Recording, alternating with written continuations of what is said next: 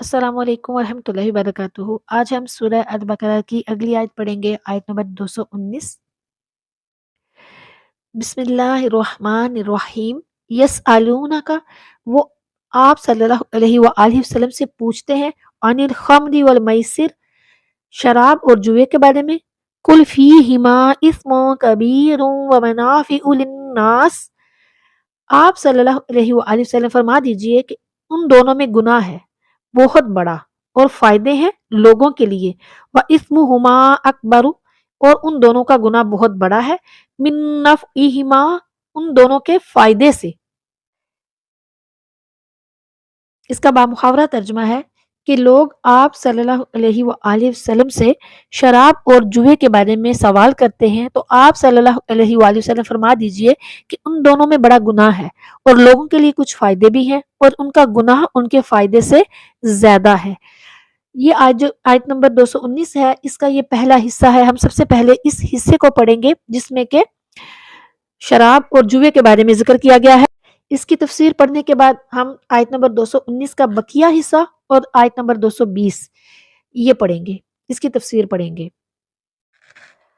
अब हम आयत नंबर 219 का पहला हिस्सा जो है उसकी तफसीर पढ़ेंगे, उसके बाद आयत नंबर 219 के दूसरे हिस्से की तफसीर पढ़ेंगे। इसकी तफसीर में थोड़ी डिटेल पढ़ेंगे, उसके बाद अगला हिस्सा डिस्कस करेंगे, उसकी तफसीर पढ़ेंगे इंशाअल्लाह अज़्ज़ वजल, और फिर साथ ही 220 भी पढ़ेंगे।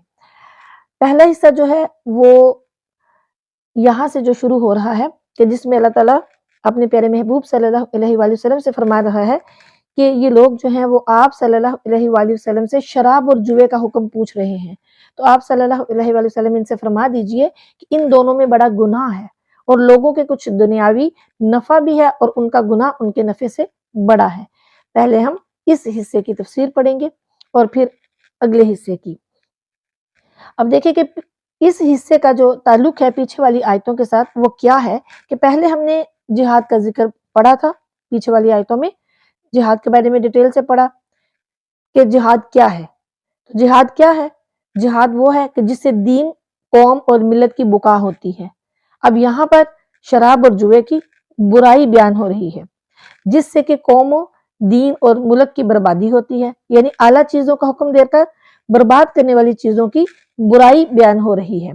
पिछली आयतों में जंग का हुक्म दिया गया, और उस वक्त ये होता था कि अमूमन लोग जंग के वक्त जो सिपाही होते थे उनको शराब पिलाते थे, और शराब के नशे में मस्त होकर, वो इसलिए पिलाते थे कि वो शराब के नशे में मस्त होकर खूब लड़े, और जंग ही की खातिर जुए से माल जमा करते थे ताकि जीता हुआ माल लड़ाई में काम आए। लिहाजा अब इन दोनों ही चीजों की बुराई बयान हो रही है ताकि मुसलमान जिहाद के लिए ऐसी गंदी चीजें इख्तियार ना करें।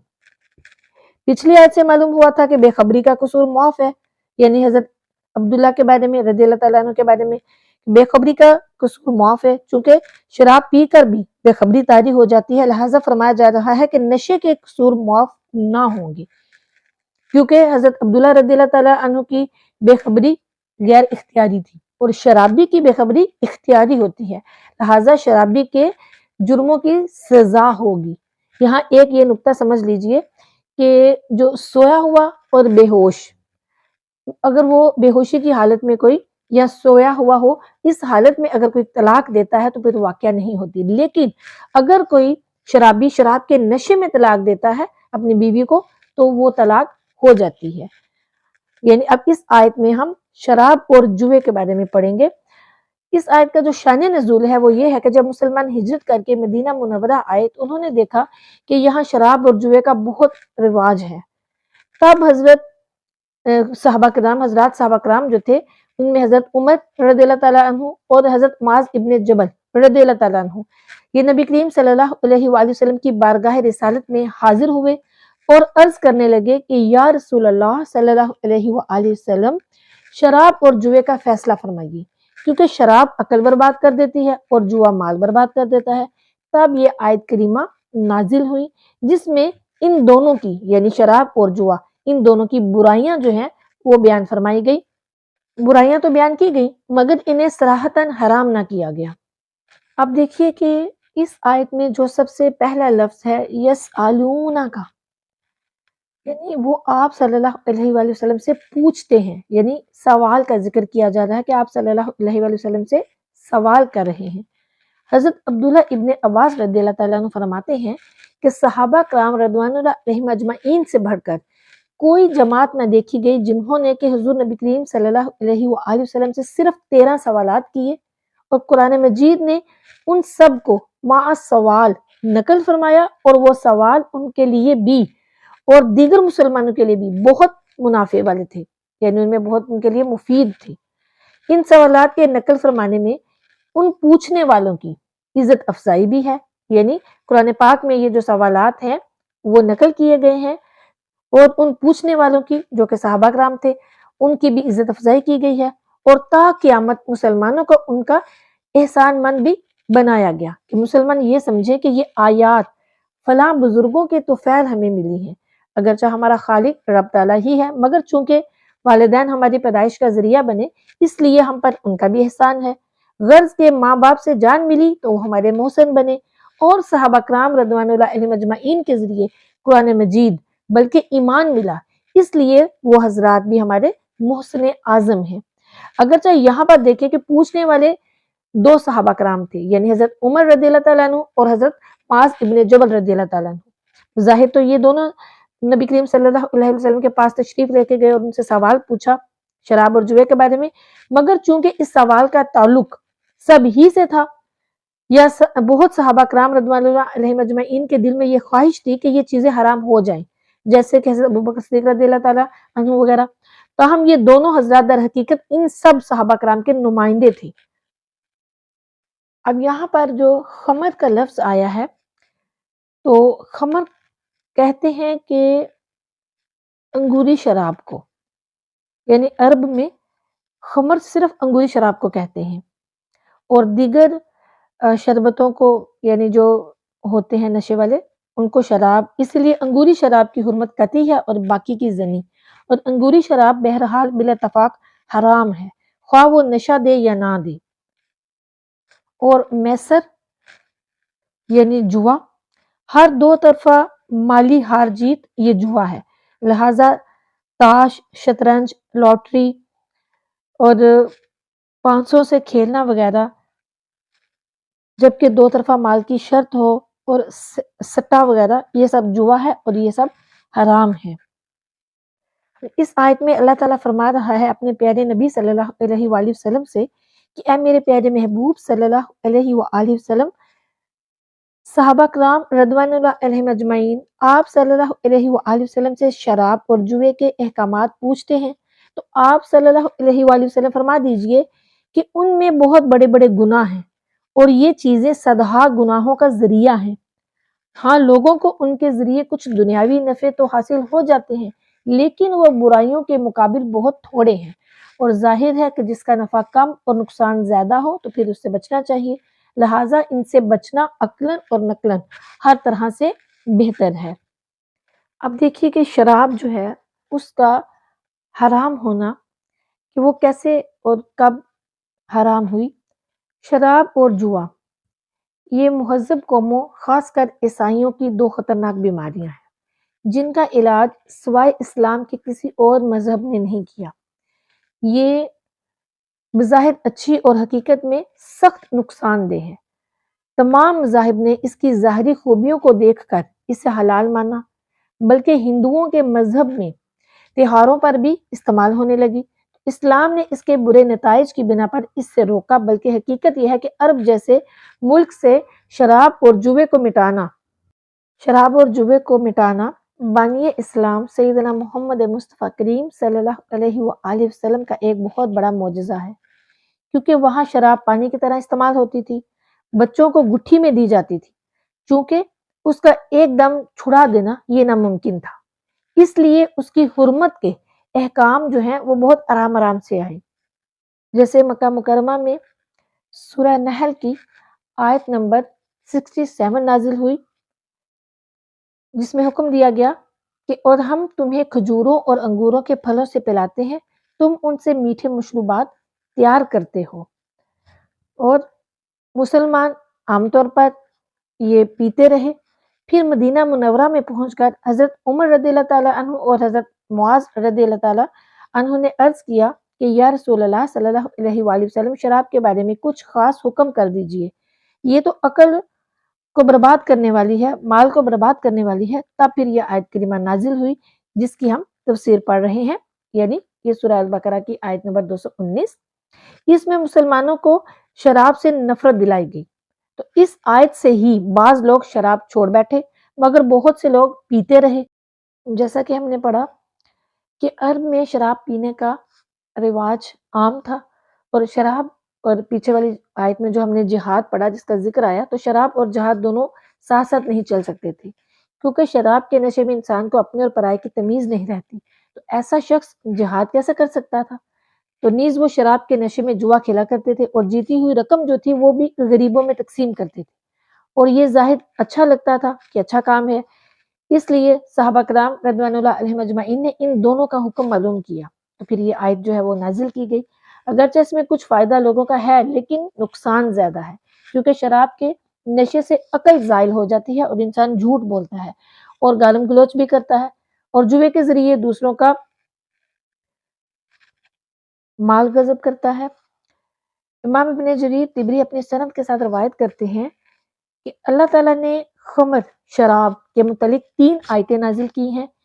ایک یہ آیت ہے کہ شراب پینے سے وقتی جوش اور ہیجان پیدا ہوتا ہے اور جوے کے ذریعے آسانی سے جیتی ہوئی رقم حاصل ہو جاتی ہے، اور زمانہ جاہلیت میں یہ رقم غربا پر خراج کر دی جاتی تھی۔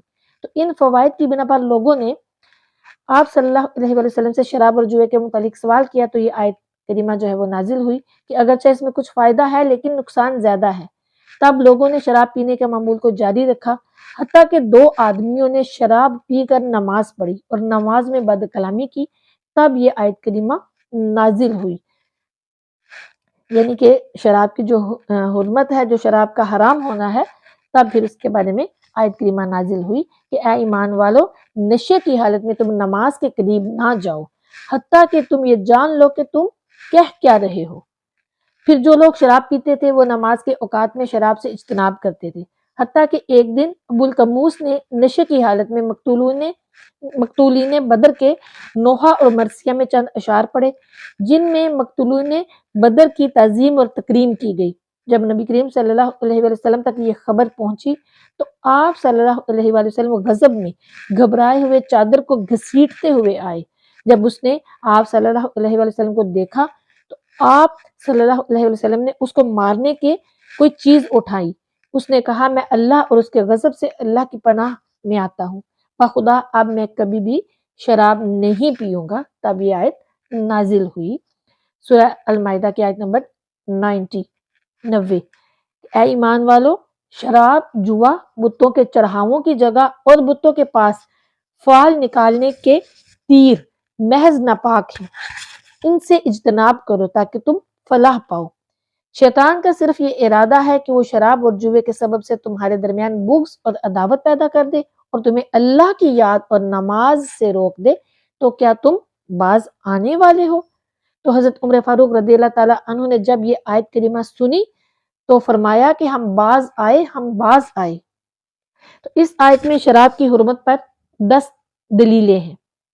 نمبر 1، شراب کا ذکر جوے، بتوں کے چڑھاووں کی جگہ اور بتوں کے پاس فال نکالنے کے تیروں کے ساتھ کیا گیا اور یہ سب حرام ہے۔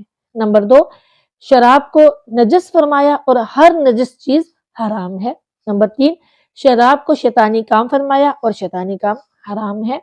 نمبر 4، شراب پینے سے اجتناب کا حکم دیا، لہٰذا اسے اجتناب کرنا فرض ہوا، اور جس سے اجتناب فرض ہو اس کا ارتکاب حرام ہے۔ نمبر 5، حصول فلاح کو شراب سے اجتناب پر معلق فرمایا، اس لیے اس سے اجتناب فرض اور اس کا ارتکاب حرام ہوا۔ نمبر 6، شراب کے سبب سے شیطان عداوت پیدا کرتا ہے، یعنی دشمنی پیدا کرتا ہے، اور عداوت حرام ہے اور حرام کا سبب بھی حرام ہوتا ہے، لہٰذا شراب حرام ہوئی۔ اور نمبر 7، شراب کے سبب سے شیطان بغض پیدا کرتا ہے اور بغض حرام ہے۔ نمبر 8، شراب کی تاثیر سے شیطان اللہ کے ذکر سے روکتا ہے اور اللہ کے ذکر سے روکنا حرام ہے۔ نمبر 9، شراب کی تاثیر سے شیطان نماز سے روکتا ہے اور نماز سے روکنا حرام ہے۔ نمبر 10 اللہ تعالیٰ نے استفہامن انتہائی بلیغ ممانت کرتے ہوئے فرمایا کہ کیا تم شراب نوشی سے باز آنے والے ہو؟ اب میں آپ کو کچھ احادیث بتاؤں گی کہ جس میں شراب کی تحریم کا بیان آیا ہے۔ امام بخاری رحمۃ اللہ تعالیٰ علیہ روایت کرتے ہیں کہ حضرت عبداللہ بن عمر رضی اللہ تعالیٰ عنہ بیان کرتے ہیں کہ نبی کریم صلی اللہ علیہ وآلہ وسلم نے فرمایا جس نے دنیا میں خمر یعنی کہ شراب پی وہ آخرت میں اس سے محروم رہے گا۔ اور حضرت ابو ہریرہ رضی اللہ تعالیٰ عنہ بیان کرتے ہیں کہ زنا کرتے وقت زانی میں ایمان کامل نہیں ہوتا اور خمر پیتے وقت شرابی میں ایمان کامل نہیں ہوتا اور چوری کرتے وقت چور میں ایمان کامل نہیں ہوتا۔ بھی صحیح بخاری کی حدیث مبارکہ ہے۔ پھر حضرت انس بن مالک رضی اللہ تعالیٰ عنہ بیان کرتے ہیں کہ میں حضرت ابو عبیدہ، حضرت ابو طلحہ اور حضرت ابن ابی کعب رضی اللہ تعالیٰ عنہ کو ادھ پکی کھجوروں اور چھہاروں کی شراب پلا رہا تھا کہ ایک آنے والے نے کہا کہ خمر کو حرام کر دیا گیا، تو حضرت ابو طلحہ رضی اللہ تعالیٰ عنہ نے کہا اے انس رضی اللہ تعالیٰ عنہ اٹھو اور اس تمام شراب کو انڈیل دو۔ حضرت ابو مالک اشعری رضی اللہ تعالیٰ عنہ نے بیان کیا کہ نبی کریم صلی اللہ علیہ وآلہ وسلم نے فرمایا عنقریب میری امت میں ایسے لوگ ہوں گے جو زنا، ریشم، خمر اور آلات موسیقی کو حلال کہیں گے، اور عنقریب کچھ لوگ پہاڑ کے دامن میں رہیں گے، جب شام کو وہ اپنے جانوروں کا ریوڑ لے کر لوٹیں گے اور ان کے پاس کوئی فقیر اپنی حاجت لے کر آئے گا تو کہیں گے کل آنا، تو اللہ تعالیٰ پہاڑ گرا کر ان کو ہلاک کر دے گا، اور دوسرے لوگوں زنا، شراب اور آلات موسیقی کو حلال کرنے والوں کو مسخ کر کے قیامت کے دن بندر اور خنزیر بنا دے گا۔ استغفر اللہ۔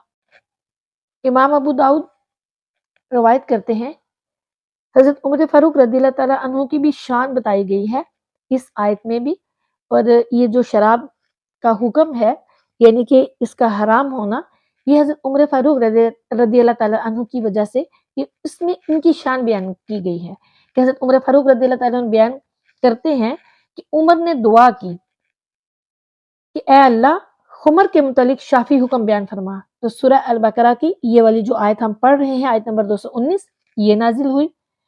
پھر حضرت عمر فاروق رضی اللہ تعالیٰ عنہ نے دعا کی تو پھر سورہ نساء کی آیت نمبر 73 نازل ہوئی۔ تب نبی کریم صلی اللہ علیہ وسلم کے منادی نے ندا کی کہ ہر کوئی شخص نشے کی حالت میں نماز کے قریب نہ جائے۔ پھر حضرت عمر فاروق رضی اللہ تعالیٰ عنہ نے دعا کی کہ اللہ خمر کے متعلق شافی حکم نازل فرما، تو پھر آیت سورہ مائدہ کی آیت نمبر 90 نازل ہوئی، جس میں پھر حضرت عمر فاروق رضی اللہ تعالیٰ عنہ نے فرمایا کہ ہم باز آئے۔ حضرت ابن عباس رضی اللہ تعالیٰ عنہ بیان کرتے ہیں کہ نبی کریم صلی اللہ علیہ وسلم نے فرمایا کہ ہر وہ چیز جو عقل کو ڈھانپ لے وہ خمر ہے، اور ہر نشاور چیز حرام ہے، اور جس شخص نے کسی نشاور چیز کو پیا اس کی 40 دن کی نمازیں ناقص ہو جائیں گی، اگر اس نے توبہ کی تو اللہ تعالیٰ اس کی توبہ قبول فرما لے گا، اور اگر اس نے چوتھی بار شراب پی تو اللہ تعالیٰ پر حق ہے کہ اس کو طینۃ الخبال سے پلائے۔ پوچھا گیا کہ طینۃ الخبال کیا ہے، تو نبی کریم صلی اللہ علیہ وآلہ وسلم نے فرمایا دوزخیوں کی پیپ۔ استغفر اللہ۔ اللہ تعالیٰ مسلمانوں کو ہدایت عطا فرمائے، آمین۔ پھر ایک اور روایت ہے، حضرت عبداللہ بن عمر رضی اللہ تعالیٰ عنہ بیان کرتے ہیں کہ رسول اللہ صلی اللہ علیہ وآلہ وسلم نے فرمایا کہ اللہ تعالیٰ نے خمر پر لعنت فرمائی ہے، اور خمر پینے والے پر، پلانے والے پر، بیچنے والے پر، خریدنے والے پر، اور خمر کو انگوروں سے نچوڑنے والے پر، اس کو بنانے والے پر، خمر کو لادنے والے پر، اور جس کے پاس لاد کر لائی جائے، یعنی کہ اللہ تعالیٰ نے ان سب پر لعنت فرمائی ہے۔ پھر ایک اور روایت ہے، حضرت معاویہ رضی اللہ تعالیٰ عنہ بیان کرتے ہیں کہ نبی کریم صلی اللہ علیہ وآلہ وسلم نے فرمایا جو شخص خمر پیے اس کو کوڑے مارو، اگر وہ چوتھی بار پیے تو اس کو قتل کر دو۔ پھر ہمارے جو ائمہ کرام ہیں وہ کیا فرماتے ہیں کہ امام مالک، امام شافعی اور امام احمد ان کے نزدیک ہر نشاور چیز خمر ہے اور اس کے پینے پر حد واجب ہے، خواہ وہ قلیل مقدار میں پیئیں یا پھر کثیر مقدار میں پیئیں، ساری کی ساری حرام ہے۔ علامہ ابن عابدین شامی لکھتے ہیں کہ حضرت امام ابو حنیفہ رحمۃ اللہ تعالیٰ علیہ کے نزدیک صرف خمر حرام قطعی ہے، اس کا پینا پلانا بیچنا خریدنا رکھنا سب حرام قطعی ہے۔ اور خمر کے علاوہ 3 مشروب اور حرام ہیں۔ ایک بازق ہے یعنی انگور کا پکا ہوا شیرہ جو پکنے کے بعد 1/3 رہ جائے یا جو پھر پڑے پڑے جوش کھانے لگے اور جھاگ چھوڑ دے۔ دوسرا سکر ہے یعنی تازہ کھجوروں کا کچا شیرہ جب جھاگ چھوڑ دے۔ اور تیسرا نکیو زبیب ہے یعنی کشمش کا کچا شیرہ جو پڑے پڑے جھاگ چھوڑ دے۔ تو یہ ثابت ہو گیا کہ شراب خمر ہر حال میں حرام ہے۔ اور یہاں پر دیکھیں کہ جیسے میں نے بتایا ہم نے پڑھا کہ عرب میں جو شراب تھی اس کا بہت زیادہ رواج تھا کہ بچوں کو گٹھی کے طور پر بھی دی جاتی تھی، اتنا زیادہ یعنی کہ شراب پینے کا رواج تھا۔ لیکن ان لوگوں کی یعنی صحابہ کرام رضوان اللہ علیہم اجمعین کی اپنے پیارے محبوب حضور نبی کریم صلی اللہ علیہ وآلہ وسلم کے ساتھ محبت دیکھیے کہ اتنا زیادہ ان میں وہ رچی بچی چیز، لیکن جیسے ہی پیارے آقا کریم صلی اللہ علیہ وآلہ وسلم کا حکم ہوا، آیت کریمہ نازل ہوئی کہ شراب حرام ہے اور اس کے پاس بھی نہ جاؤ، تو کیا ہوا؟ حضرت انس رضی اللہ تعالیٰ عنہ فرماتے ہیں کہ ایک دن ہمارے گھر مسلمانوں کی دعوت تھی جس میں شراب کا دور چل رہا تھا اور ہمارے گھر میں بہت سے مٹکے شراب کے تھے۔ اچانک منادی کی آواز کان میں آئی۔ میرے والد نے کہا، انس سن کر تو آؤ، کیسی منادی ہے؟ میں نے واپس آ کر بتایا کہ شراب حرام ہونے کی منادی ہو رہی ہے۔ تو یہ بات سن کر اہل مجلس کی حالت ہوئی کہ سب کے ہاتھ میں جام تھا، جس نے سنا اس نے وہیں پہ اس جام کو پٹخ دیا۔ سارے مٹکے شراب کے انڈیل دیے گئے، جس کے پاس جو پیالہ تھا توڑ دیا گیا، جس کے منہ میں تھی اس نے کلی کر دی، جو منہ تک پیالہ لے کر گیا تھا اس نے اس کو وہیں پہ واپس کر دیا۔ اور فرماتے ہیں کہ پھر میں نے ڈنڈے سے سارے مٹکے پھوڑ دیے۔ اس دن مدینے کی گلیوں میں بارش کے پانی کی طرح شراب جو تھی وہ بہی۔ تو یہ دیکھیے، یہ ہے اطاعت رسول اللہ صلی اللہ علیہ وآلہ وسلم کہ سب نے پیارے آقا کریم صلی اللہ علیہ وآلہ وسلم کی کیسے اطاعت کی۔ اب یہاں پر ہم مسلمان ہیں اور آج کل دیکھیں کہ ہم بھی تو خود کو حضور نبی کریم صلی اللہ علیہ وآلہ وسلم کی امتی، ان کے عاشق کہتے ہیں، لیکن ہم میں کتنے لوگ ہیں جو شراب پینا شروع ہو چکے ہیں؟ تو کیا ان پر اطاعت لازم نہیں ہے کہ جب یہ حکم قرآن میں ہے، جب یہ حکم احادیث میں ہے، تو ہم وہ کام کیوں کر رہے ہیں؟ افسوس صد افسوس۔ اللہ تعالی ہم سب کو ہدایت عطا فرمائے، آمین۔ اللہ تعالیٰ سے دعا ہے کہ وہ مسلمانوں کو ہدایت عطا فرمائے، آمین۔ اور اس شراب جیسی حرام چیز سے تمام مسلمانوں کو بچائے۔ آج کل تو یہ بہت زیادہ عام ہو چکی ہے، اللہ تعالیٰ سب کو ہدایت عطا فرمائے، آمین۔ اب دیکھیں کہ صوفیہ کرام نے آیت کے اس حصے کے بارے میں کیا فرمایا۔ صوفیہ کرام فرماتے ہیں کہ دنیاوی شرابیں انگور، کھجور، کشمش اور دیگر غلوں سے بنتی ہیں، مگر نفسانی شراب یعنی جو ہمارا نفس ہے اس کی جو شراب ہے وہ غفلت، شہوت، محبت دنیا وغیرہ سے بنتی ہے۔ دنیاوی شرابیں انسان کو دنیا سے غافل کر دیتی ہیں، مگر یہ والی جو شرابیں ہیں یعنی نفسانی، یہ شرابیں آخرت سے بے پرواہ کرتی ہیں، لہٰذا بہت حرام ہیں۔ اگرچہ ان میں نفس کو لذت آتی ہے، ظاہر ہے نفس کو لذت آتی ہے نا دنیا کی چیزوں میں، دنیاوی عیش و عشرت میں، تو صوفیہ کرام فرماتے ہیں کہ اگرچہ ان میں نفس کو لذت آتی ہے مگر روح کی بربادی ہے اور اس کا نقصان اس نفع سے کہیں بڑھ کر ہے۔ ظاہری شراب کے نشے سے نماز حرام ہو جاتی ہے اور غفلت کی شراب کے نشے سے وصال یار سے محرومی ہے۔ نفسانی شراب کا عادی شراب طہور یعنی شراب روحانی سے محروم رہے گا۔ اور صوفیہ کرام فرماتے ہیں کہ اس شراب کے علاوہ ایک اور شراب بھی ہے جو حلال ہے، جس سے قلب، روح اور سر کو نشہ ہوتا ہے، وہ شراب محبت ہے جو مشاہدے کے پیالے میں ساقی لم یزل کے ہاتھ سے ملتی ہے، سبحان اللہ، جس سے نفس کی شہوت ٹوٹ جاتی ہے اور قلب توحید کے نشے میں دوئی سے غافل ہو جاتا ہے اور روح شہود کی وجہ سے وجود سے بے خبر اور سر جمال دیکھ کر کمال سے بے پرواہ ہو جاتی ہے۔ یہ شراب لوگوں کے لیے نافع ہے اور حلال ہے۔ دیگر شرابوں کا نشہ اتر جاتا ہے مگر جس کو ساقی اس پیمانے سے مست کر دے وہ کبھی ہوش میں نہیں آتا۔ اور فرماتے ہیں صوفیہ کرام کہ بعض لوگ الست کے دن سے ایسے مست ہوئے کہ سور پھونکنے پر بھی انہیں ہوش نہ آئے گا۔ الست کے دن یعنی وہ میثاق کا جو دن تھا جس دن اللہ تعالیٰ نے فرمایا تھا کہ الست بربکم، تو روحوں نے کہا تھا بلا۔